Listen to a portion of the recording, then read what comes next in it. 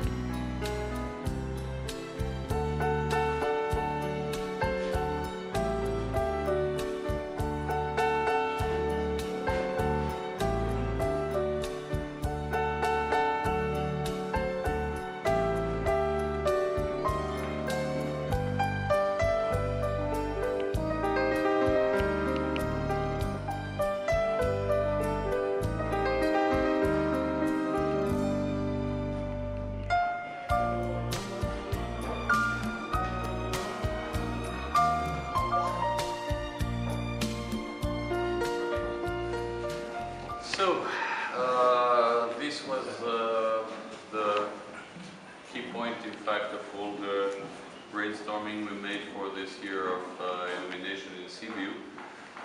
The reason why the exhibition was not on show in Sibiu is that because it was already 4 months in Sibiu. The exhibition has gathered already 3,200 visitors throughout Romania in 2 years, and it's its last show. After all the objects will come back to the different museums they belong. We have the privilege to have worked with 7 different major museums. So it's transdisciplinary history of lighting devices, trying to show also mainly that the lighting evolution was never constant. It was made about evolutions, regresses, re-evolutions, revolutions, again coming back to old techniques in function who had the fuel, who had the knowledge, who had the contacts, and who had the economic power. So meaning here you will discover all the historic part.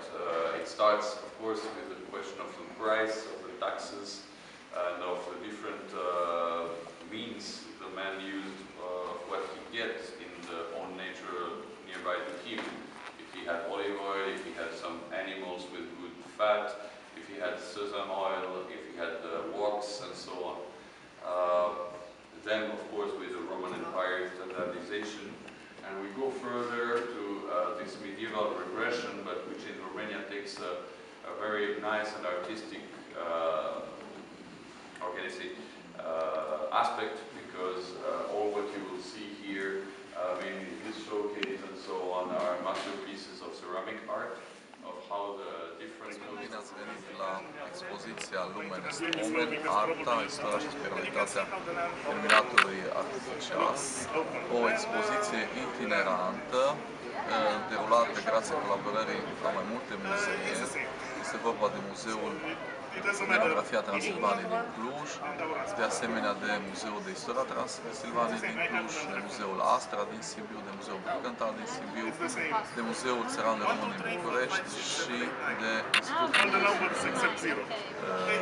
Institutul Ecomuzeale din Tulcea, de fapt Muzeul din Tulcea, a căror obiecte sunt expuse în expoziție și, bineînțeles, și obiectele personale ale domnului Laurent Șarnovski, care este și directorul expoziției, expoziție itinerantă, care are ca scop vizualizarea, să spun, rolului luminii de-a lungul secolelor din preistorie și mergând până în timpurile noastre, modul în care s-a obținut lumina, modul în care, să spun, s-a putut păstra prin seu, prin ulei și, să spun, apariția luminii electrice și, de asemenea, rolul luminii în marile religii ale în creștinism, în iudaism, în islam, budism și hinduism. Pentru mai multe detalii despre expoziție, rog de Laurent. Mulțumesc! Această expoziție, care se află la ultima etapă, din păcate, a itinerat acum de 2 ani de zile, deja a atras 320.000 de vizitatori. Este prima expoziție absolut transdisciplinară și diacronică asupra iluminatului artificial și vrea să arată tinerilor și cei mai puțin tineri că lumina nu a fost niciodată un dar gratuit. Întotdeauna luminii a trebuit cucerită, a trebuit hranită, în sens că depinde foarte mult de cine a avut banii destul să aibă acces la cel mai bun combustibil, la cel mai bun fitil și mai departe. O istorie care este complet transdisciplinară, pentru că arată foarte bine că cu taxe, cu accize și cu costul energiei, deja de la vremea preistorică, nu atâta lampa în sine sau becul costa, dar iar factura de la sfârșitul lunii care ne vine de la serviciul de electricitate sau pe vremuri de la cine furniza ulei sau petrol. Și așa că omul întotdeauna a avut aceste evoluții și regresiuni în funcție de mijloace care avea la dispoziție sau societatea în care trăia. Și o mare, mare noutate pentru România este că prima expoziție cu realitate adăugată, mulțumind echipa Space Web Academy, expoziția și catalog conține poze cu care, cu un simplu smartphone sau o tabletă, opaiți și lampi prin viață. Au fost filmate de faimosul regizor Claudiu Moisescu la Cluj și e suficient, după a descărcat unei aplicație pentru smartphone, pentru Android, pentru iPhone sau pentru tablete, de a plimba prin catalogul expoziției sau în expoziție în sine, tableta sau smartphone pe obiect și obiectul se va aprinde exact cu combustibil și fitil și lumina care avea. Tot asta, grație unei colaborări avute cu Laurent, vom avea la orele 19 un vernisaj de film dedicat, să spun, aceeași teme, de care te rog să spui mai multe. Este cel mai premiat film despre poluarea luminoasă. Este un documentar care este extraordinar de bine făcut, de delicat. A câștigat toate premii în festivale internaționale.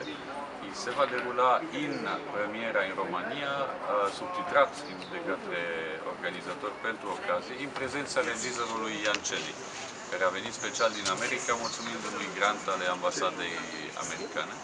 Și este un film, mai mult un film decât un documentar, așa că invităm chiar pe sighișoreni, adulți și copii.